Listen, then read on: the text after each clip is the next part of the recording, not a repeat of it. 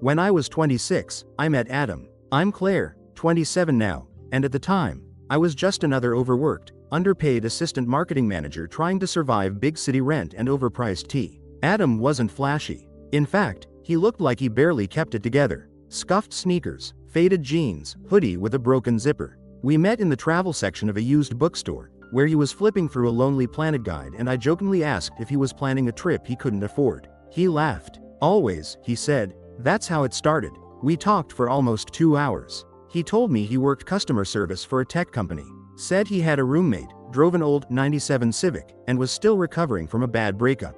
His exact words were, "I'm not poor, but I'm definitely not in my winning era yet." I liked that. I liked him. He asked me if I wanted tacos sometime, and I said yes without even thinking about it. I wasn't looking for money. I wasn't even looking for love, really. I was 26, scraping by in the city, and tired of dating guys who only cared about their bank accounts and Instagram feeds. But Adam was different. Low-key, smart, thoughtful in a quiet way. He didn't try to impress me. Our first dates were food trucks and free museum nights. We split every bill. He always looked embarrassed when I offered to pay for something, but he never argued. I found it charming, real, and I thought, finally, a man who isn't trying to buy me, who just wants to know me. It stayed like that for months. When his car broke down, I lent him $400. When he got sick, I drove him to urgent care and sat in the waiting room for 3 hours. When he couldn't make rent, I covered the gap. Not because I was rich, I was barely making it myself, but because I cared. I thought we were building something together. When I turned 27, he showed up to my birthday dinner with a handmade card and a $6 chocolate bar from a brand I once said I loved. I cried in the bathroom, not because it was cheap, but because it was thoughtful. Because it was him. Because I believed this man, this real, struggling, genuine man, was the kind of person I wanted to build a future with. I told my friends, he doesn't have much, but he really sees me. I thought we were a team. That's what made everything that happened next so brutal. 6 weeks after our 1-year anniversary, it started with trash. Literally. I was at his apartment, a small 2-bedroom he shared with his friend Dylan, and I went under the sink to grab paper towels. That's when I saw the envelope, torn in half, labeled, Arbor Grove Investments. The name stuck in my head. It wasn't a bill. It looked like a portfolio report. Arbor Grove was familiar because it came up once in a podcast about high net worth clients and trust funds. I looked it up on my phone. They only handled accounts for people with portfolios over $2 million. I remember staring at the Google results and thinking, no way. There's no way Adam's connected to this. Maybe it was his roommates. Maybe it was junk mail. I let it go, at first. But the next time I came over, I checked again. And there were more envelopes. From a real estate trust. From a private bank. All with Adam's name on them. I felt sick. So I did what I didn't want to do. I opened one. It was a portfolio summary. Trust balance. $12.1 million. His name was printed in bold, followed by a list of disbursements, holdings, and assets. I stood there, hands shaking, rereading it over and over like it would change. The man I had been splitting $3 coffees with for over a year was sitting on millions. And he never told me. Not once. Not even hinted. I didn't say anything right away. I didn't even know what I'd say. Was it some secret inheritance? A family trust he was ashamed of? Was he just embarrassed? I kept trying to justify it, trying to find a reason that didn't make him into a liar. The next few times I saw him, I watched him carefully. Still wearing the same hoodie. Still acting broke. Still letting me pay for groceries and gas. Still calling himself just a regular guy. I couldn't take it anymore. 2 weeks later, I confronted him. We were watching a movie on his couch. I waited until the credits rolled and asked, quietly, "Why didn't you tell me you're rich?" He didn't flinch. He just looked at me like he'd been expecting it. "Because I needed to know if you were the kind of girl who loved me for me," he said. That's when the world stopped. He said it like it was noble. Like I was supposed to be proud of passing some secret morality exam. "You tested me?" I asked. He shook his head. "Not a test. A filter." I sat up. My heart was pounding. "So you let me pay for everything. Let me think we were broke together. Let me lend you money. All while you had millions?" He said he was going to pay me back. That he just wanted to be sure. That he'd been burned before. That women changed when they found out. That I was different. That I was the one. He called me the final proof that real love existed. And he looked at me like he expected me to cry tears of joy. But I didn't cry. I didn't scream. I just said, "You lied to me for a year." And he said, "I didn't lie. I just didn't tell you everything." I left that night without saying another word. When I got home, I cried harder than I had in years. Not because he was rich, but because I realized I was never his partner. I was his project. And that was just the beginning. I didn't sleep that night. I just lay there in bed, replaying the entire relationship in my head like a crime scene video. The missed hints. The moments that seemed sweet at the time but now felt scripted. The cheap dates that I thought were charming. The way he always made me feel like I was part of something honest. It all unraveled into a tangled mess of manipulation and performance. When I finally stopped crying sometime around 4 a.m., all that was left was this cold, sharp clarity. He hadn't just hidden money from me. He'd built a role. He'd crafted a narrative where I was the good, selfless girlfriend who stuck by him while he struggled. Except the struggling was never real. I was the only one struggling. The next morning, he texted me, said he wanted to talk, said he was sorry, said he wanted to explain. I ignored him. For 2 days. On the third day, he showed up at my apartment with flowers. White orchids, the kind I once said I loved when we were at a wedding together. He remembered. It almost made me cry again. But I didn't let myself. I let him in. He stood awkwardly in my living room like he wasn't sure if he was welcome. He started talking right away. He said he knew he'd messed up. That he thought if he told me too early, I'd treat him differently. That he didn't want to be used. That he needed to be sure. That people change when money's involved. That women had used him before. I asked him how many. He said 3. I asked him if he'd tested them too. He hesitated, then nodded. I asked him if they passed. He said no. I asked him what passing even meant. He didn't answer. Then he handed me an envelope. Inside was a check. $40,000. Everything you ever spent on me, he said, with interest. I stared at it, not because I was tempted, but because that's when it hit me. He really thought this was a payment. Like our relationship had been some kind of job I performed well at, and now I was receiving compensation for my loyalty. Like I'd passed his little morality audit, and now I was getting my gold star. I handed the check back. He pushed it toward me again. You earned this, he said. I looked him straight in the eye and said, I didn't earn this. You owe it to me. That's not the same thing. Then I asked him a question I hadn't planned to ask. Was I the only one, while we were together? And that's when he broke eye contact. My stomach sank. I repeated it. Adam, was there anyone else? He said no. Too fast. Too flat. I didn't believe him. Something in me cracked open right then. A small voice that had been quiet until now suddenly got very loud. He was hiding more. A week passed. He didn't push. He texted a couple more times but I didn't respond. Instead, I started digging. I wasn't trying to stalk him or catch him in a lie. I just needed to understand. Needed to know what else I didn't know. One night, while he was at work, I went back to his place. I still had the spare key. I told myself I was going to pick up a few things I'd left. But that's not why I was really there. I went into the room he always kept locked. The second bedroom. His home office. He said it was just for work. Always kept the door closed. Always said it was messy. The key was on top of the doorframe. Like he never expected anyone to look. Inside, the room was surprisingly clean. Minimalist.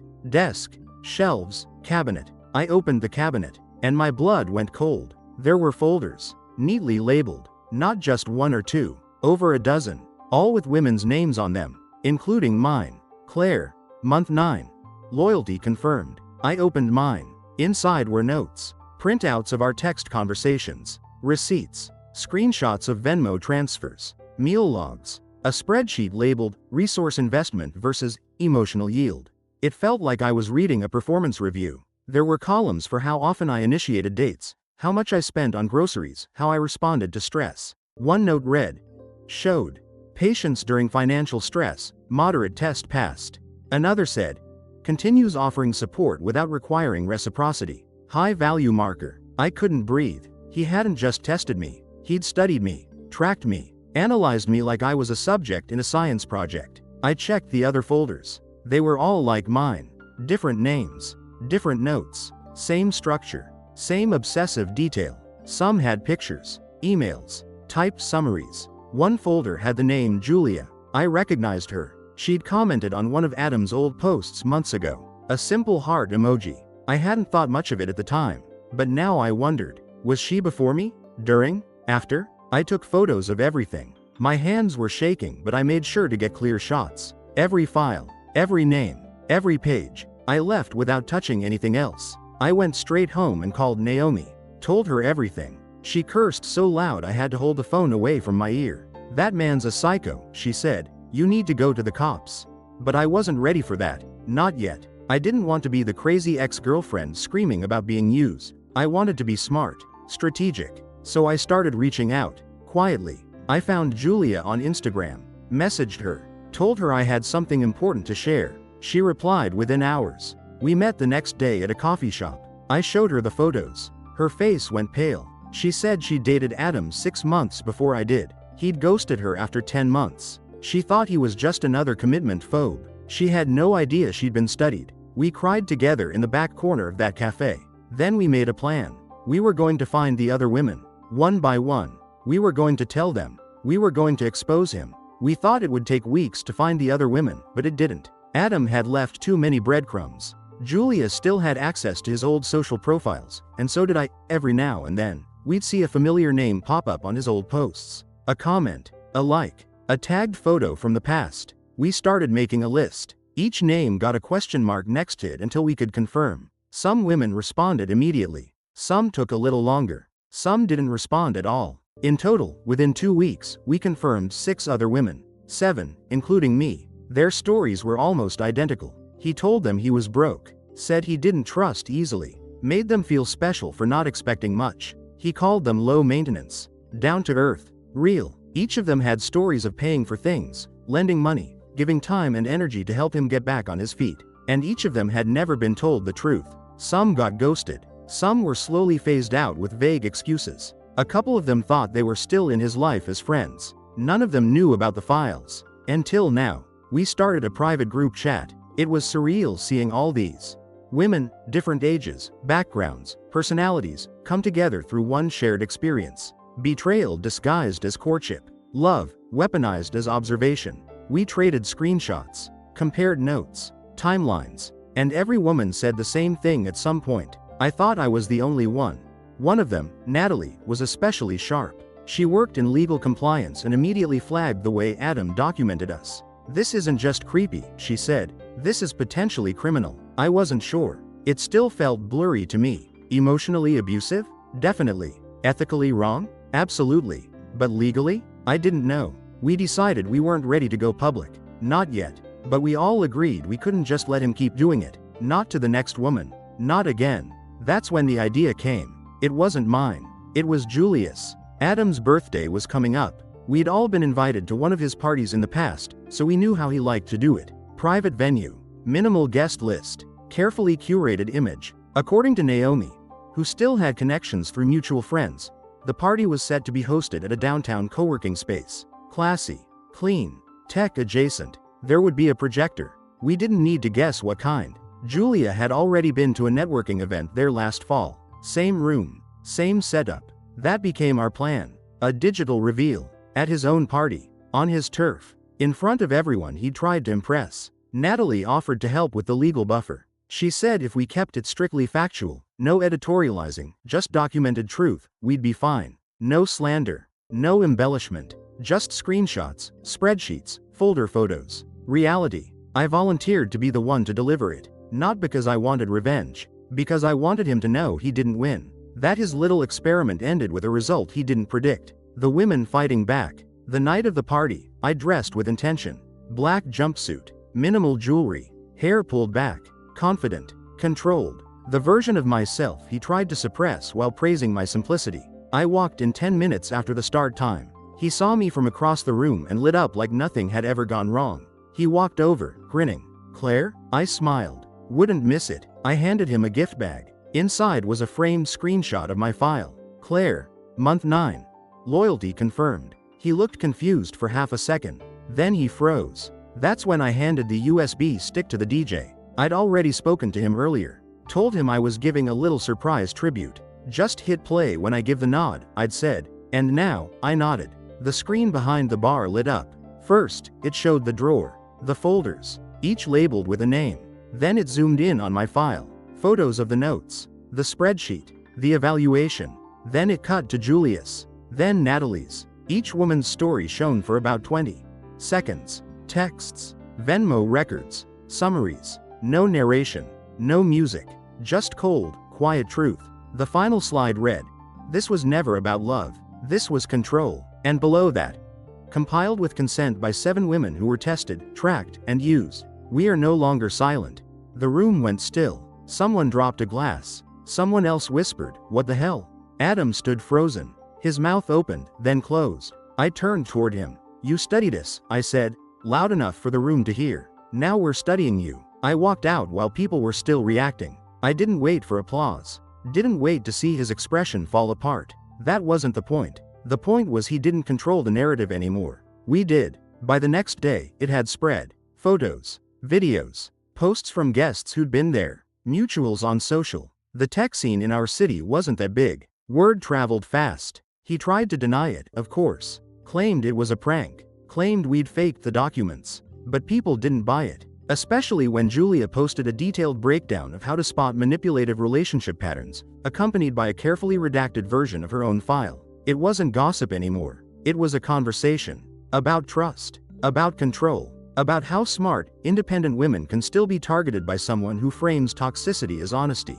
The women from our group chat started sharing their pieces too, each one a different perspective, a different slice of the same truth. And slowly, the silence broke. More women reached out. Women who hadn't been in folders, but recognized the behavior. Women who said, "This happened to me too." Women who realized they weren't alone. Adam went dark. Deleted his accounts. Stopped replying to emails. One of his clients quietly dropped him.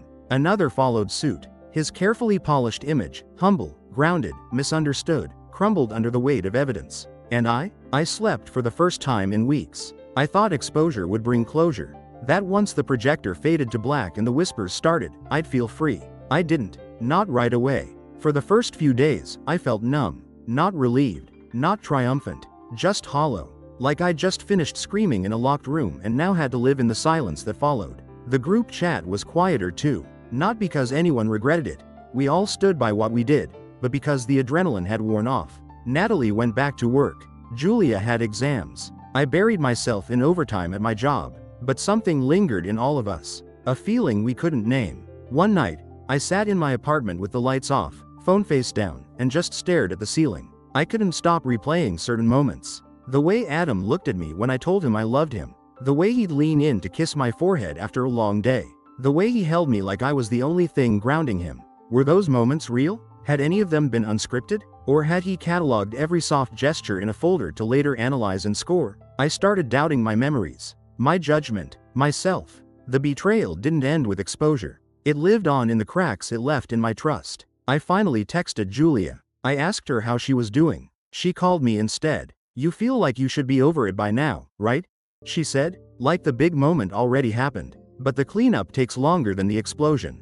That stuck with me. The cleanup. I didn't want to be defined by Adam's experiment. I didn't want my entire narrative to be about a man who treated women like test subjects. So I started journaling. Every day. Not about him, but about me. My reactions. My emotions. My patterns. I wanted to see myself without his lens. Without his grading scale. Naomi convinced me to start therapy too. I was hesitant at first. It felt like admitting weakness. But within 5 minutes of my first session, I knew it was the right choice. My therapist, Nora, didn't ask about Adam right away. She asked about me. My childhood. My friendships. My work life. She helped me connect dots I didn't even know existed. Like how I always prioritized harmony over boundaries. Or how I was conditioned to think that being easygoing made me lovable. One day, she said something that cracked me open.